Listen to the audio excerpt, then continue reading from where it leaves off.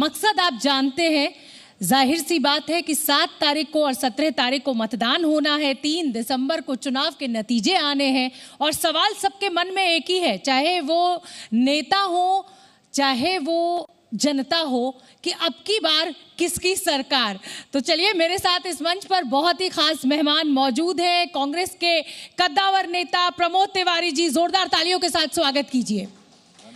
तो अब प्रमोद जी, सवाल मेरा तो आपसे यही है कि अब आप तो छत्तीसगढ़ में खूब घूम ही रहे हैं और लगातार चुनाव प्रचार भी चल रहा है। राहुल गांधी यहाँ पर आए, गमछा अमछा बांधे हुए हमको दिखाई दिए और उन्होंने कहा कि छत्तीसगढ़ मॉडल पूरे देश में लेकर आएंगे। क्या है ये छत्तीसगढ़ मॉडल?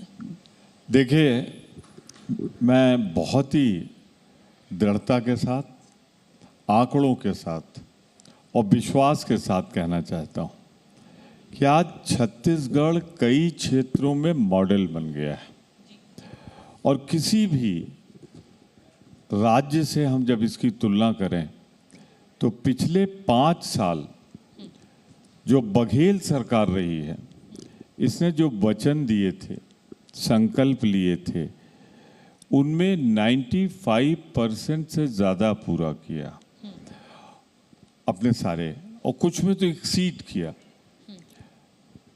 मैं छत्तीसगढ़ तो धान का कटोरा कहा ही जाता है जी। धान की खरीद यहाँ का सबसे बड़ा मुद्दा था।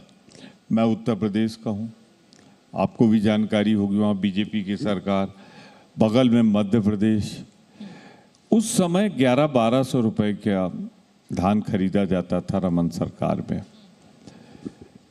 2500 जो हमने कहा तो बीजेपी की जैसी आदत है, अरे तो झूठा वादा है। आप देखिए ना, 2500 में ही खरीदा नहीं बल्कि 2680 रुपए तक धान खरीद दिया, यानी दुगुना कर दिया, 1.5 गुना कर दिया 1500 से।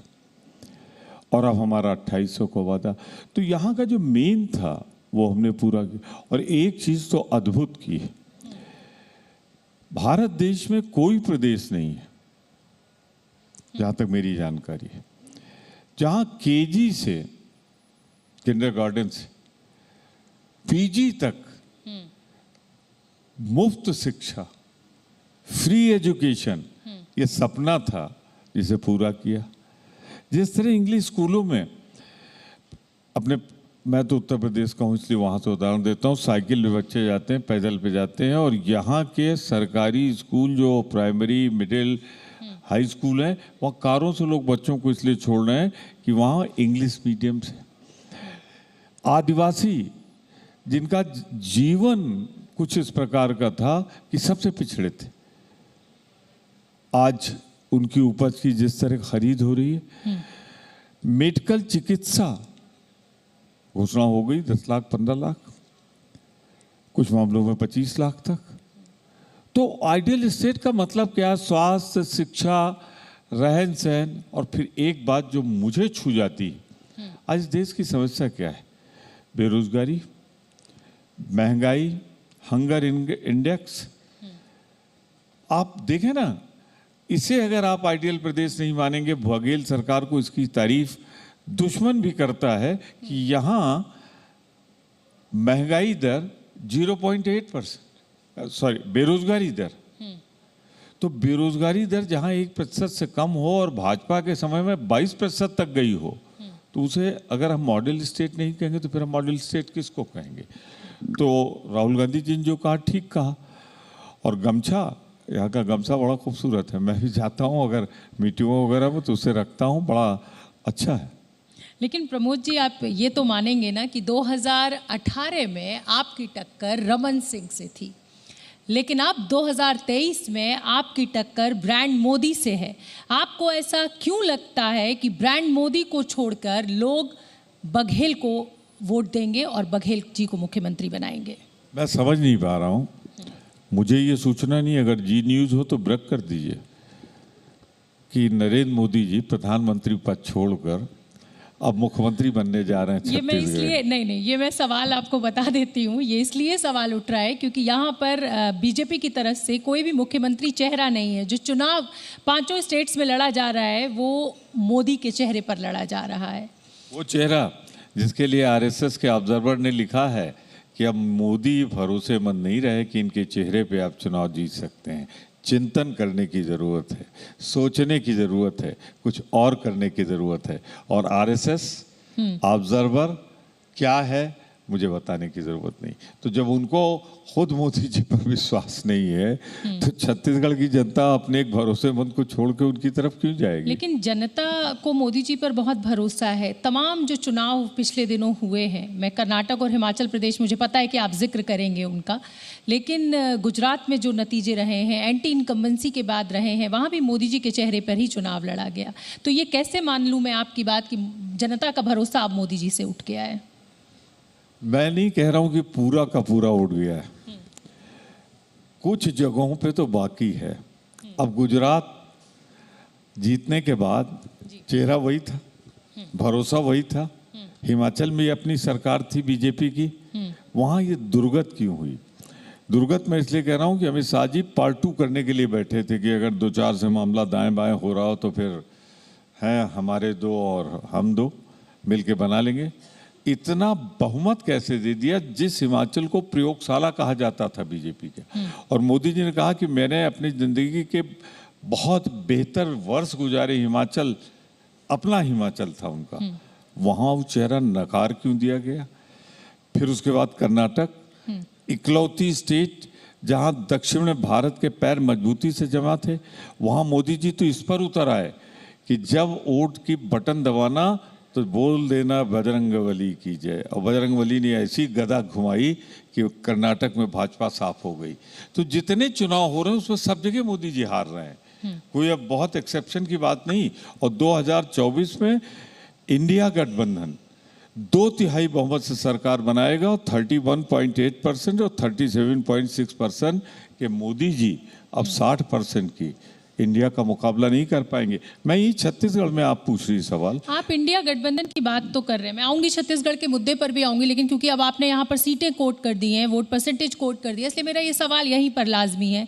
आपकी तीसरी बैठक हुए 2 महीने बीत चुके हैं, अभी तक चौथी बैठक की तारीख नहीं है, सीटों का बंटवारा नहीं हुआ है, आपका नेता कौन होगा आपके गठबंधन का ये पता नहीं है। तमाम आवाज़ें उठ रही हैं, समाजवादी पार्टी की तरफ से पोस्टर लगाया गया कि अखिलेश यादव होंगे, जेडीयू कहती है कि नीतीश कुमार होंगे, कुछ भी खुला हुआ नहीं है, सिर्फ इंडिया गठबंधन है और 3 बैठक हो गई हैं और अब हम ब्रांड मोदी से ज़्यादा सीटें ले आएंगे। इसको कैसे जनता समझे?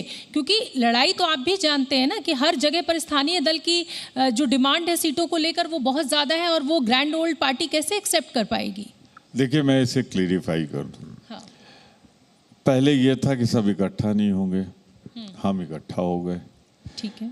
दूसरा ये था सब साथ नहीं बैठ पाएंगे, खींचातानी रहेगी, हम बैठ भी गए, इंडिया नाम भी रख लिया हमने, सर्वसम्मत से कर लिया।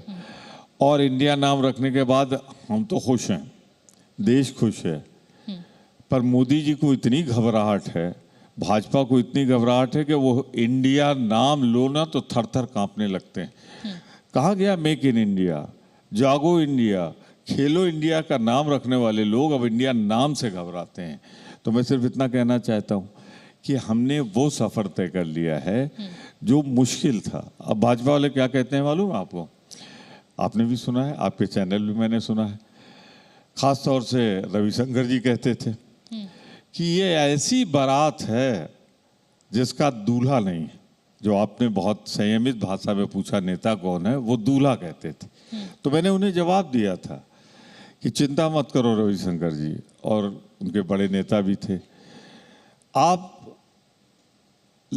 तैयार रखो, सारी तैयारी कर लो, घर चमका लो, सजा लो, लड़की की तैयारी अच्छी कर लो। देखो मैं फिर कह रहा हूँ, राजनीतिक दुल्हन, में और कुछ नहीं कह रहा हूँ, हमारा दूल्हा बड़ा खूबसूरत अच्छा ऐसा आएगा कि आपकी तबीयत खुश हो जाएगी और घराती बड़े खुश होंगे देख के। लेकिन सुनिए ना, हम संविधान का उल्लंघन तो नहीं कर सकते। संविधान में ये लिखा है कि जब बहुमत हो जाएगा तो दल का नेता चुना जाएगा और उसको राष्ट्रपति जी बुलाएंगे या गवर्नर प्रदेश का केस होगा, तब तो हम अपना नेता देंगे। कई दूल्हे सेहरा लेकर तैयार हैं, दूल्हे न तैयार हो, उनके कार्यकर्ता, उनके राजनीतिक दल तैयार हैं। देखिए कौन ऐसा बड़ा नेता है जिसने ये न कहा हो कि हम प्रधानमंत्री पद के दावेदार नहीं, चाहे नीतीश जी हों, चाहे अखिलेश जी हों, चाहे राहुल जी हों, सबने तो यही कहा है कि चुनाव के बाद हम तय करेंगे। हाँ, मैं उसे सच्चा कार्यकर्ता नहीं मानता जो ये सपने न देखे कि उसका नेता प्रधानमंत्री बन जाए। ठीक है। तो कार्यकर्ता जीता है, मरता है, संघर्ष करता है, बोलता है तो मैं गलत नहीं मानता, पर हमारा फैसला है जीत के बाद हम करेंगे। मैं छत्तीसगढ़ लौट के आता हूँ। छत्तीसगढ़ में 20 अक्टूबर को मैंने एक प्रेस कॉन्फ्रेंस की और वो सारे पेपर्स मेरे पास हैं। यहाँ एक योजना है नगर नार में इलाका, वहाँ एक बड़ा जमीन अधिग्रहण में संघर्ष हुआ, ये हुआ, बन के तैयार हुआ नवरत्न स्टील प्लांट। उस पे संघर्ष चल रहा है। जब अमित शाह जी आए, बंद था उधर पूरा कि इसे बेचा ना जाए किसी, और नाम आ रहा है हम दो हमारे दो में एक का। ठीक है। तो अमित शाह जी ने कहा नहीं, हमने निर्णय ले लिया है, हम इसे बेचेंगे नहीं।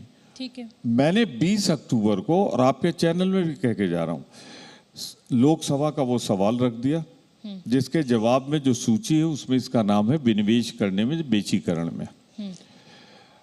20 अक्टूबर से आज 31 अक्टूबर हो गया।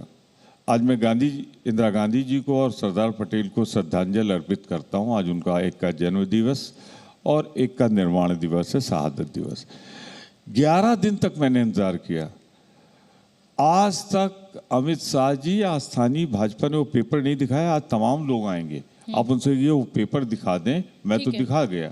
ठीक है। अब मैं छत्तीसगढ़ पर आप आ गए हैं वापस। हालांकि मैं तो आपसे ये भी पूछना चाहती थी कि इस इंडिया और भारत के बीच में कांग्रेस पार्टी कहाँ है? इंडिया गठबंधन का इतना जिक्र हो रहा है, अब भारत पे आ गई है बीजेपी, ऐसा आप कह रहे हैं कि वो घबरा कर आ गए।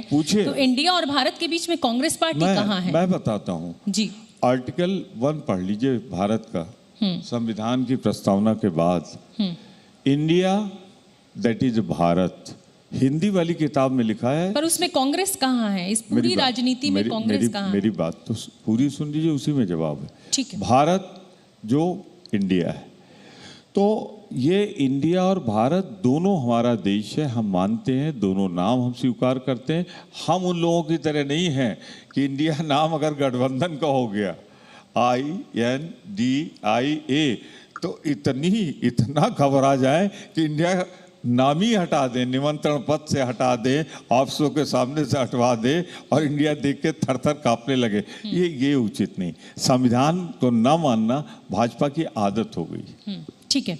छत्तीसगढ़ पे आना चाहूँगी। आप तमाम चुनाव प्रचार कर रहे हैं, लोगों से मिल रहे हैं, नेताओं से मिल रहे हैं, इसलिए ये सवाल बड़ा लाजमी हो जाता है, छत्तीसगढ़ में आकर आपको क्या लग रहा है, यहाँ पर स्थानीय मुद्दों पर वोटिंग होगी या फिर मुद्दे राष्ट्रीय होंगे? आप ओबीसी कार्ड खेल रहे हैं, लेकिन आपके उस कार्ड का जवाब जो है वो हिंदुत्व है बीजेपी का। देखिए, मैं एक चीज फिर बता दूं, मैं हिंदू नहीं हूँ, मैं सनातन धर्म का पालन नहीं करता, मैं ब्राह्मण हूँ, ये सारी सच्चाइयाँ हैं। लेकिन वो भारतीय जनता पार्टी की तरह चुनाव के बक्से में, वोटिंग मशीन में ले जाकर हम नहीं करते। किया तो कर्नाटक में बजरंगबली का गदा चलेगी और बजरंगबली का नाम लेकर वोट दो, क्या रिजल्ट रहा? कर्नाटक में उड़ गए।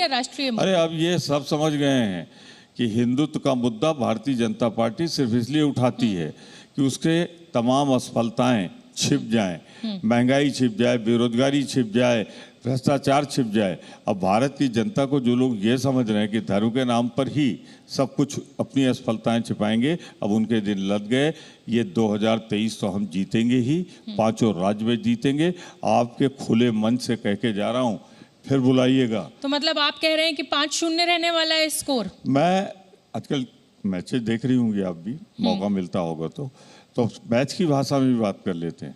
भाजपा 5-0 से हारेगी, मैं बता दूं आपको, गिना देता हूं। चलिए, तो ये अब जी न्यूज़ के मंच पर इतना बड़ा दावा प्रमोद तिवारी जी ने कर दिया है, तो अब मुझे इंतज़ार रहेगा नतीजों का। अभी तो आने वाले हैं 3 दिसंबर को नतीजे, और फिर 2024 के चुनाव का भी, क्योंकि कहा यह जा रहा है कि ये सेमीफाइनल है और अगर हम पिछले बार के चुनावों की बात करें तो सेमीफाइनल में भले ही आपने बहुत अच्छा प्रदर्शन किया था, लेकिन फाइनल में आते आते आप सिमट गए थे। आप ये अच्छी तरह जानते हैं। तो कहीं ऐसा तो नहीं कि जिस सेमीफाइनल को लेकर अभी जिसके नतीजे आए भी नहीं हैं, आप इतने उत्साहित हैं, वो हो सकता है कि फिर एक बार वही तस्वीर दोहराई जाए? नहीं, उसका कारण है 2019 के चुनाव में इंडिया नहीं था, हमारा वोटों का बंटवारा हुआ था, और आज जिन वोटों को हमने इकट्ठा किया है उनकी संख्या 65% तक जा रही है। अगर ये कटपिट के हम 60% भी रह गए तो 2/3 बहुमत से हारेंगे। एक फर्क तो मैं ये बता दे रहा हूँ। और फिर इमोशनल मुद्दे मेरा सवाल, जब कांग्रेस ग्रैंड ओल्ड पार्टी, इतनी बड़ी पार्टी जिसने स्वतंत्रता संग्राम में हिस्सा लिया हो, जब वो पार्टी कहती है कि इंडिया गठबंधन अब हो गया है और अब हम जीतेंगे, तो मुझे कहीं ना कहीं हैरानी भी होती है और दुख भी होता है कांग्रेसियों की तरफ से कि आप आज यहाँ आ गए कि आपको बैसाखियों की जरूरत पड़ रही है। भाजपा यहाँ आ गई कि पिछला चुनाव उसको बैसाखियों पे लड़ना पड़ा। भाजपा पार्टी नहीं है, एनडीए लड़ता है, और एनडीए में अभी तो गिन के 34। पर एनडीए में बीजेपी सबसे बड़ा घटक दल है, लेकिन कांग्रेस में भी ये स्थिति ऐसी नहीं दिख रही है। आज भी कांग्रेस सबसे बड़ा दल है इंडिया में। लोकसभा में कितनी सीटों का दावा आप कर रहे हैं? 24। हम फिर आपसे कह रहे हैं विनम्रता पूर्वक, बहुत ही विनम्रता से कह रहा हूँ कि इंडिया में धुरी कांग्रेस है, भाजपा में धुरी इंडिया में भाजपा है, और इंडिया में कांग्रेस है। एनडीए में वो हैं, इसमें हम हैं, दोनों बड़े दल हैं, और हम सब मिलजुल कर सीटों को बंटवारा कर लेंगे, इसकी चिंता वो ना करें। आज तक जो भारतीय जनता पार्टी छत्तीसगढ़ में एक चुनावी घोषणा नहीं कर पाई, एक संकल्प नहीं बता पाई, एक वचन नहीं पाई, वो चुनाव का खत्म होने के बाद इनको जारी करेगी। हमने तो कर दिए सब जो हम करने जा रहे हैं। इनकी तो ये भी स्थिति नहीं है, ये तो अभी इसी में पड़े हुए हैं, किसको टिकट दें किसको न टिकट दें। हमने टिकट भी दे दिए, हमने सारे बढ़ भी गए, अब तो खैर कल आखिरी दिन था, सभी ने दे दिए, और संकल्प कहाँ जाएंगे उस पर पहुँच गए। अरे 500 रुपए सिलेंडर क्या भारतीय जनता पार्टी की कोई सरकार किसी राज्य में दे रही है? लेकिन मैं यही कह रही हूँ आपसे कि कांग्रेस की इतनी मजबूती का आप दावा कर रहे हैं, इंडिया गठबंधन के नाम पर आप कह रहे हैं कि हम 24 में सरकार बनाएंगे। मेरा सवाल आपसे इसलिए है ये क्यों कहा जा रहा है कि ग्रैंड ओल्ड पार्टी जो है वो ऐसा लग रहा है कि वो छोटे दलों को, स्थानीय दलों को फॉलो कर रही है। चाहे फ्री बीज पर आप जब फ्री की इतनी घोषणाएं कर रहे हैं, छत्तीसगढ़ में कर रहे हैं, मध्य प्रदेश में कर रहे हैं, सब जगह कर रहे हैं, ऐसा लग रहा है हम आम आदमी पार्टी के अरविंद केजरीवाल को सुन रहे हैं। जब जातीय जनगणना की बात आती है तो आरजेडी और सपा का जो मुद्दा इतना सालों पुराना रहा है, अब ऐसा लग रहा है कि कांग्रेस ने उस लाइन को पकड़ लिया है। तो क्या कांग्रेस के पास अपना कोई ऐसा आइडिया नहीं है जिसको लेके लोगों के पास जाए और बीजेपी को मात दे? आप फॉलोवर क्यों बनते जा रहे हैं? देखिए, आपके सुझाव के लिए धन्यवाद। मैंने सुझाव नहीं दिया है, मैंने सवाल पूछा है। जो आपने कहा क्यों अकेले नहीं लड़ती, उसका जवाब दे रहा हूँ। जब एक गठबंधन सामने है और उसके मुकाबले के लिए दूसरा गठबंधन सामने हो जाए, लोग यूं गठबंधन नहीं बनाते। जब अपना राजनीतिक भविष्य देखते हैं कि इस गठबंधन के बनने के बाद अच्छा होगा, तभी तो गठबंधन में लोग शामिल होते हैं। क्या वजह है कि आज तो इंडिया में लोग शामिल हो रहे हैं और एनडीए लोग गठबंधन छोड़ के जा रहे हैं? क्यों? सबसे पुराना चला गया शिवसेना, अकाली दल चला गया, और अभी बचा खुचा जो शायद एक आध सीट पे ये लड़ लेते, तमिलनाडु में अन्ना डीएमके चली गई। हमारे यहाँ तो लोग जुड़ रहे हैं, उनके यहाँ से लोग टूट रहे हैं। तो हर राजनीतिक दल समझ रहा है कि भविष्य क्या है। ठीक है, अब मैं आना चाहूँगी इजराइल, क्योंकि इस समय इजराइल और हमास का युद्ध चल रहा है, और कांग्रेस की तरफ से CWC की बैठक हुई, उसमें हमास की निंदा नहीं की गई। कल सोनिया जी ने एक अखबार में, जाने माने प्रतिष्ठित अखबार में, उन्होंने एक लेख लिखा, उसमें हमास को आतंकवादी कहने से गुरेज रखा गया। क्या वजह है और ऐसा क्यों कर रही है कांग्रेस? क्या आपको ये डर नहीं है कि बीजेपी इसको हिंदू मुस्लिम मुद्दा बनाकर एक बार फिर जनता तक पहुंचेगी और हिंदू बहुसंख्यक वोट उनको जा सकता है? मैं कड़वी बात कहने जा रहा हूँ। कहिए ना, कहिए। आप मंच पे ऐसे बैठे, लाशों पे राजनीति करना भाजपा को आता है, पर हम लाशों की राजनीति नहीं करते, हम निंदा करते हैं। और आपको अटल बिहारी वाजपेयी जी का वो बयान याद दिला देते हैं कि फिलिस्तीनियों के अधिकार, पार्लियामेंट में बोला था, फिलिस्तीनियों के अधिकार की रक्षा के लिए, उनके अस्तित्व के लिए उनके साथ खून खराबा ना हो। फिलिस्तीन के लोगों के अधिकारों की बात कीजिए ना प्रमोद जी, लेकिन आप कम से कम हमास को तो आतंकवादी कहिए ना। मैं आपसे फिर बहुत ही पूरा अगर मेरा जवाब आ जाए जी। तो कुछ कहने की गुंजाइश नहीं बचेगी। अटल बिहारी वाजपेयी जी ने भी फिलिस्तीनियों के हक की बात कही थी, इंदिरा जी ने भी कही, राजीव जी ने भी कही, सब ने कही। आज भाजपा पहले बताए वो अलग क्यों हट रही है, सुनिए। फिर अटल बिहारी वाजपेयी जी की बात का जब जोर पड़ता है तो फिलिस्तीनियों की बात क्यों करने लगते हैं प्रधानमंत्री, स्टैंड तो उनका चेंज होता है। हम कोई आतंकवादी संगठन, कोई आतंकवादी गठबंधन अगर निर्दोष लोगों की जान लेता है तो हम उसके खिलाफ हैं, लेकिन हम इसके भी खिलाफ हैं कि युद्ध विराम होना चाहिए, बातचीत से बातें तय होनी चाहिए। युद्ध किसी समस्या का निदान नहीं है। जहां भी निर्दोषों की हत्या कोई पक्ष करे, हम उसके साथ नहीं हैं और उसे उचित नहीं मानते। क्या ये नहीं माना जाना चाहिए कि अब इस समय गोलियों की नहीं, बोली की जरूरत है, बातचीत से तय करें।